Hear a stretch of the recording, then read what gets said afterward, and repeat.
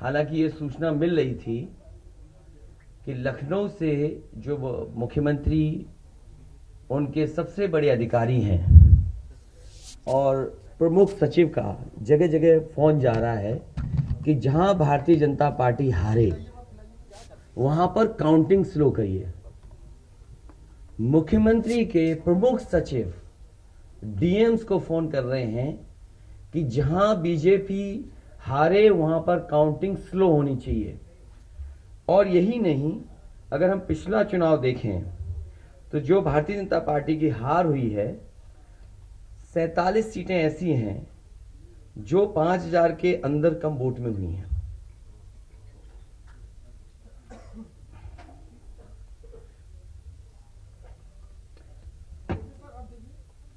सैतालीस सीटें ऐसी हैं पिछले चुनाव की जहां पर 5000 वोट के कम फासले से भारतीय जनता पार्टी जीती है।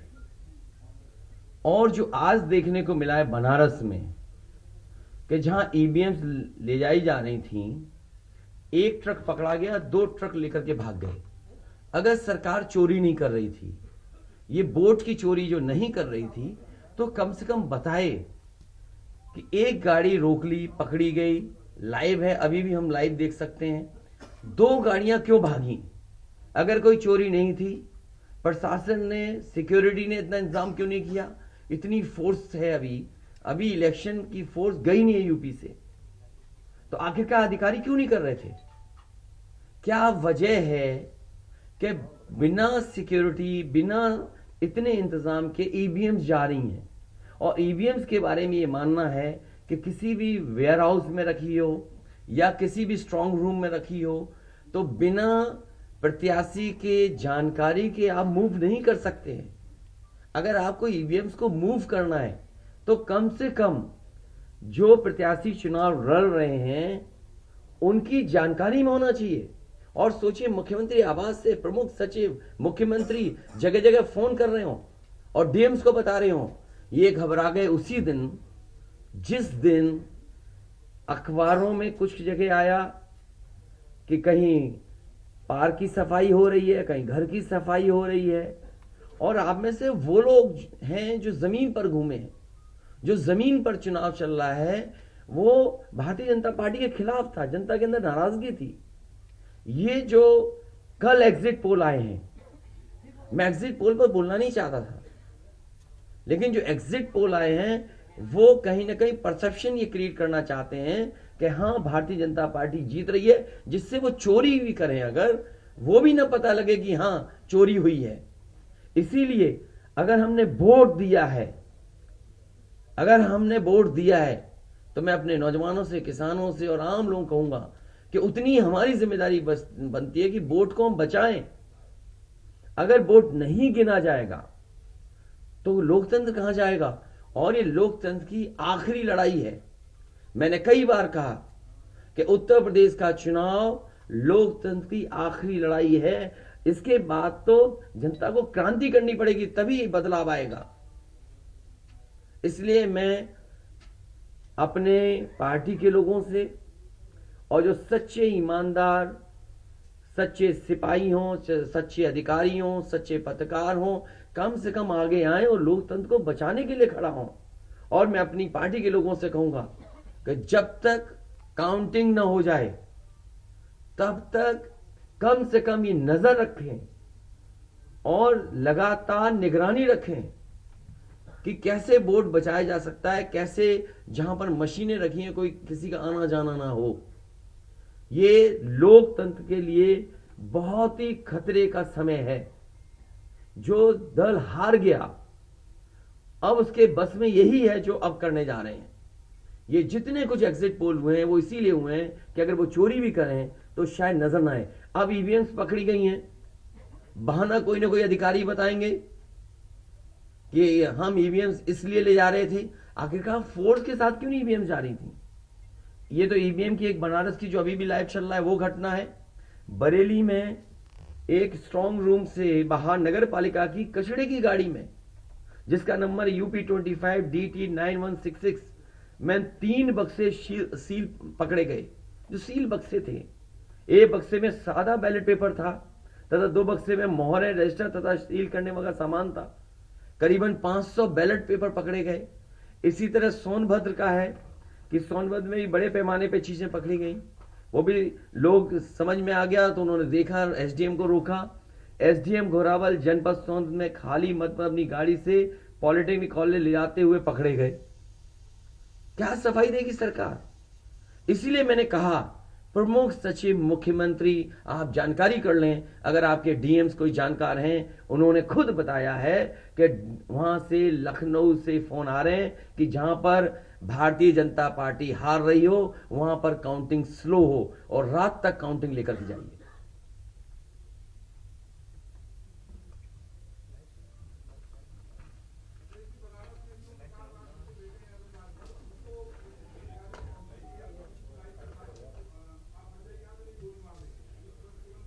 तो मैंने आपसे कहा कि ये लोकतंत्र का आखिरी चुनाव है।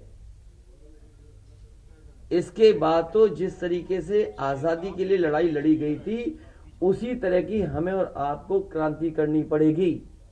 मैं तो अपने नौजवानों से अपील करूंगा कि जहां किसान इतने साल बैठे रहे तब सरकार झुकी।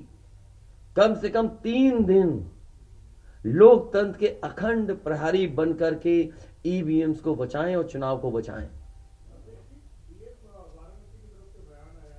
मैं किसी डीएम का इसलिए नहीं मानूंगा। डीएम कौन होता है? अगर प्रमुख सचिव मुख्यमंत्री फोन करेगा, डीएम क्या कर सकता है? डीएम की क्या हैसियत है? ये फिर जो प्रत्याशी लड़ने रहे थे उनको आखिरकार डीएम ने क्यों नहीं बताया? डीएम अगर ये जवाब दे रहा है तो उस डीएम से पूछिए कि डीएम ये बताओ कि तुमने जो प्रत्याशी चुनाव लड़े थे उसके बारे में क्यों नहीं बताया उन प्रत्याशियों को? ये डीएम आखिरकार किसके नीचे काम कर रहे हैं?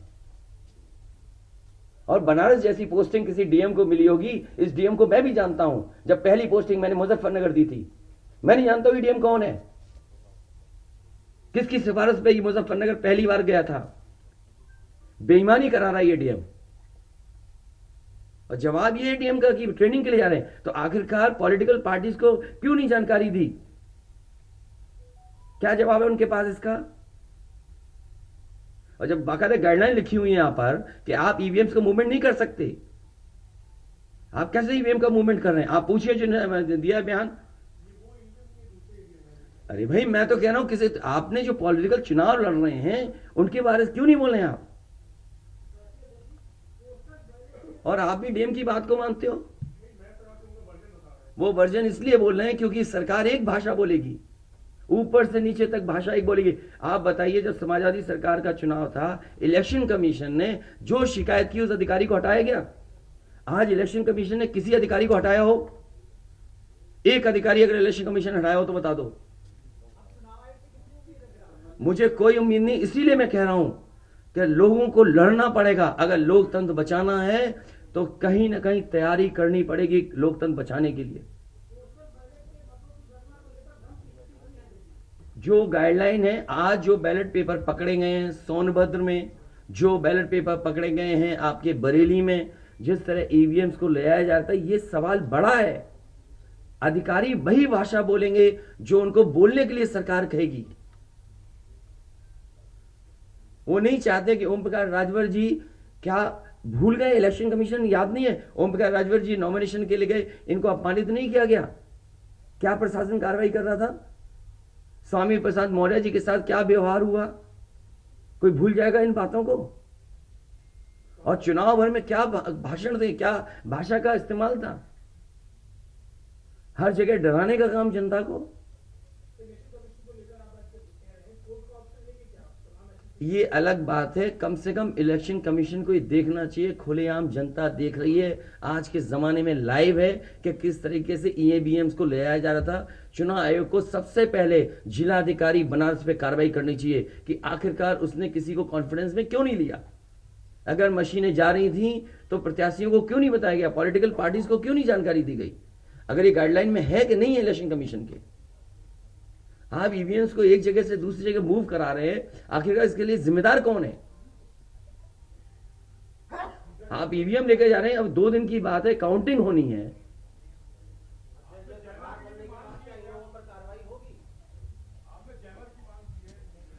जैमर इसलिए कि कई लोग आशंका इस बात की व्यक्त कर रहे हैं कि हो सकता है कि टेक्नोलॉजी ऐसी हो जहां पर मैनिपुलेशन किया जा सके, इसलिए कहीं ना कहीं देखा जाना चाहिए इस बिंदु को भी। भारतीय जनता पार्टी के नेता लगातार कह रहे हैं कि ओम प्रकाश राजभर हो, स्वामी प्रसाद मौर्य हो, संजय चौहान हो, या कहें कि आपके साथ जो लोग आपके चुनाव में आपके साथ आए, आपके साथ चुनाव लड़े, उनको चुनाव नहीं जीतने देंगे, उनको चुनाव किसी भी कीमत पर हम हराएंगे। तो यही तो तरीका, जो लड़ रहे हैं उनके बेटे ही तो लड़ रहे हैं चुनाव, जहां की वीवीएम पकड़ी गई हैं। और भविष्यवाणी एग्जिट पोल में कैसे आ सकती है? पॉलिटिकल लीडर्स जो बातें कहें, सत्ता के लोग बैठे हुए, वो एग्जिट पोल में कैसे दिखाई दे रहा है? प्रशासन और सरकार की चोरी है, इसमें एग्जिट पोल की टेलीविजन चैनल शामिल है। आपको ये देखना चाहिए जो एग्जिट पोल कर रहे हैं क्या मुनाफे के लिए कर रहे थे? जो कंपनियां बड़ी बड़ी सर्वे का पैसा कौन दे रहा है उनको? और जो डेटा दिया है चैनलों को, फ्री दिया गया है कि उपहार में दिया गया है, वो अलग बिंदु है। कोई इतनी बड़ी एक्सरसाइज कर रहा है, उसका फाइनेंशियल बर्डन कौन उठा रहा है?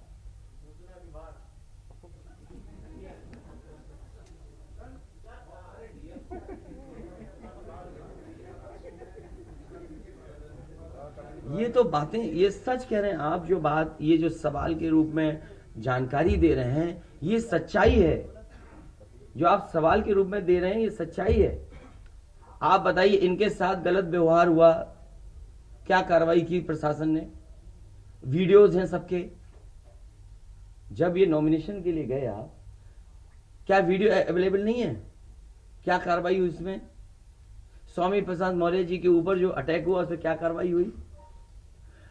मेरे क्षेत्र में जो प्रत्याशी चुनाव लड़ने आया था, उसने अपने आप अपनी गाड़ी तोड़ी, अपने आप गाड़ी तोड़ी खुद की, और आरोप लगाए समाजवादियों पर।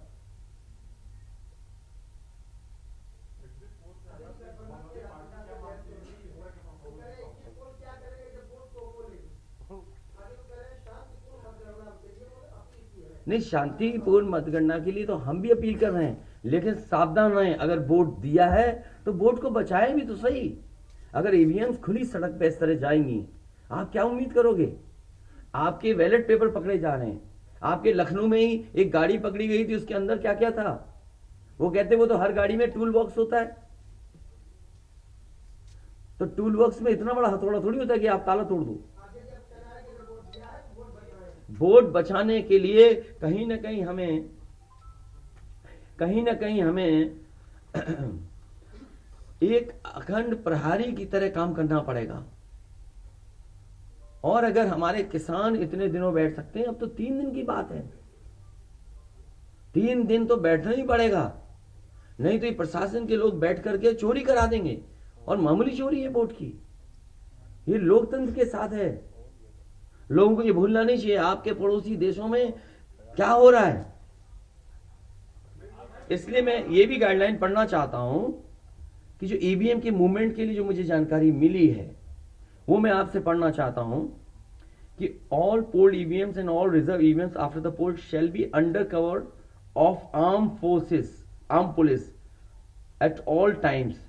Reserve EVMs should also be returned at the same time when the polled EVMs are returned at the receipt center. Reserve EVMs shall not be kept in the strong room meant for polled EVMs.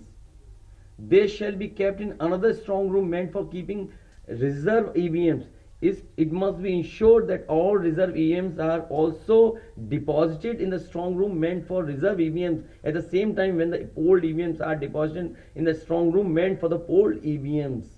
तो EVMs के लिए बिल्कुल clear कहा गया है कि कैसे क्या होना है। और भाई जांच भी कौन करेगा? अगर डीएमई जांच करेगा तो क्या उम्मीद करोगे आप उसके लिए? इसके आगे जो पॉलिटिकल पार्टी हम तय करेंगे क्या करना है। अगर हमें कोर्ट का भी सहारा लेना पड़ेगा, लेकिन उससे पहले हम अपने पार्टी के कार्यकर्ता, नेताओं और जो हमारे सच्चे पत्रकार, सच्चे पुलिस फोर्स में लोग हैं या वो लोग हैं, उनसे भी मेरी अपील होगी कि कम से कम लोकतंत्र को बचाने के लिए आगे आए। कोर्ट से पहले मैं आप लोगों के माध्यम से अपील करना चाहता हूं, ऐसे तमाम लोग जो लोकतंत्र को बचाना चाहते हैं वो कम से कम आगे आए।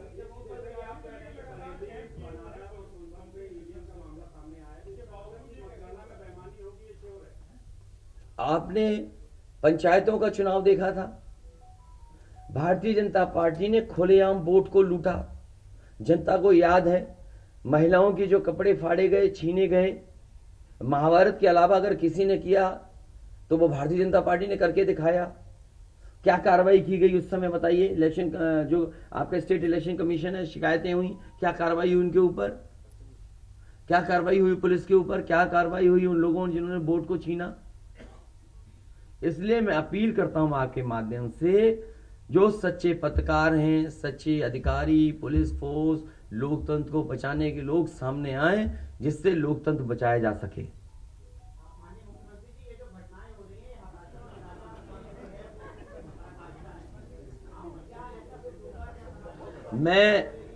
मैं नौजवानों से विशेष अपील करूंगा, और इसलिए अपील करूंगा, मैंने वो तस्वीरें देखी कि नौजवान वोट डालने के लिए लोकतंत्र में कैसे निकल पड़ा। अगर उसने वोट डाला है तो कम से कम वो वोट बचाए। अपना कैसे वोट बचाएगा? गिनने से कैसे गिनती में लाएगा? और ये कोई ये मामूली घटना नहीं है। जो लोग लोकतंत्र पर भरोसा करते हैं उनके अंदर आक्रोश होगा, ऐसा नहीं है कि गुस्सा नहीं होगा उनके अंदर। इसीलिए मैंने कहा कि 5,000 के अंतर में सीटें जो जीती गई थी भारतीय जनता पार्टी की, वो 47 हैं। और मैंने इसीलिए कहा कि प्रमुख सचिव, मुख्यमंत्री, जिलाधिकारियों को फोन कर रहे हैं कि काउंटिंग स्लो की जाए।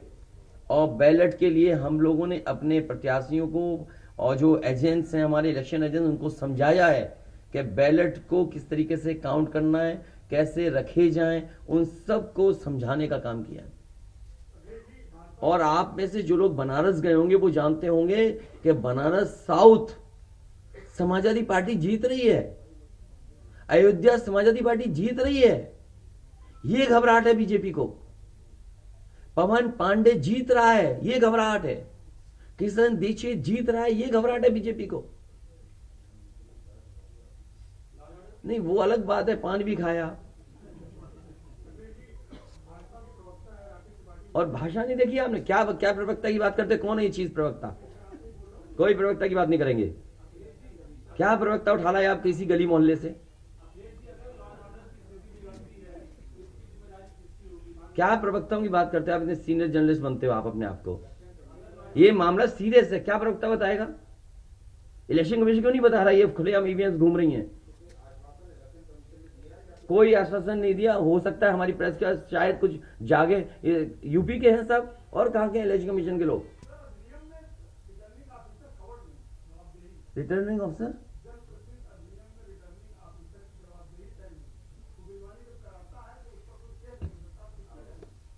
अब ये तो हमें भी जानना पड़ेगा कि क्या करें। इसीलिए मैंने कहा कि हम तैयारी से रहिए, तैयारी से रहिए। ऐसे तो किसी पे कार्रवाई नहीं कर सकते। हाँ, जिम्मेदारी तो अच्छा इलेक्शन कमीशन की जिम्मेदारी है कि निष्पक्ष चुनाव। इतना बड़ा कमीशन हम क्यों कह रहे हैं कि इलेक्शन कमीशन की जिम्मेदारी है? क्यों उसको इंडिपेंडेंट बनाई गई ये बॉडी? ये सब जो आपके माध्यम से हो रहा है वो सब लाइव है। जो ये चीजें हो रही है सब लाइव है, सब शिकायतें की जाएंगी। हालांकि वो ये कहते हैं कि हमारे पास कुछ लिखा पढ़ी में नहीं आया, सब देंगे। अभी तो अभी कहो तो अभी लाइव दिखा दें। जब आपको बुलाया है, मैंने तकलीफ दी आपको, इसके बाद हम लोग अपना लिखेंगे।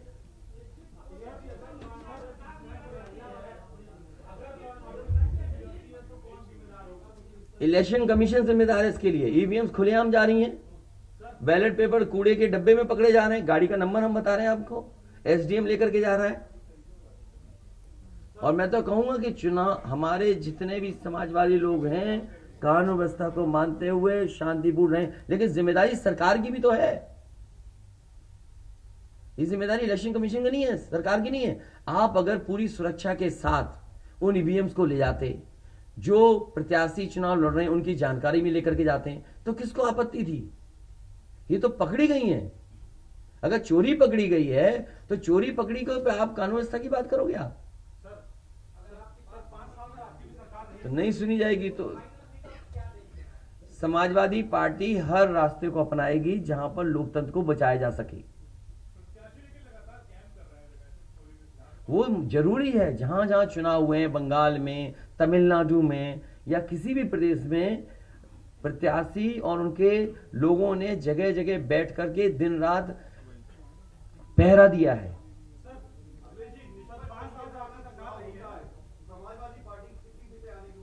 मैं अभी भी कह रहा हूं, टारगेट हमारा फिक्स था, हमारा गठबंधन 300 के करीब पहुंच जाएगा। सर 5 साल सर आपकी सरकार रही है, 75 जिले हैं सर, उसमें ऐसा कोई आईएएस अधिकारी या कोई अधिकारी हो सर जो यहाँ से शासन से फोन किए जा रहे हैं, जैसा आप कह रहे हैं।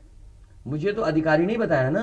कोई अधिकारी का सर नाम लीजिए सर, ऐसे कि मतलब जो लोग नहीं, मैंने नाम लिया प्रमुख सचिव मुख्यमंत्री का, जिससे मुझे जानकारी मिली, उसका नाम कोई नहीं बता सकता। हाँ, मुझे इलेक्शन कमीशन अगर कहेगा तो मैं नाम बताऊंगा।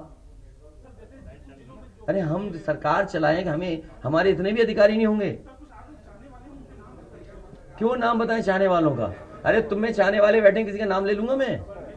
तुम्हारे ही लोग अलग से मुझे मैसेज करते हैं, नाम ले दूं? अब तुम नहीं, वो हमारे दुश्मन हो तो हम क्या करें तुम्हारा? अरे बहुत सारे हैं जो हमें पर्सनल मैसेज भेजते हैं, तो क्यों नाम उनके ले दूं मैं? क्या चीज? अरे नए हो पत्रकार यार, बहुत सीनियर नहीं हो तुम। अपना परिचय दे दो, सब जान जाए आपको। जाने कौन सा एनबी है?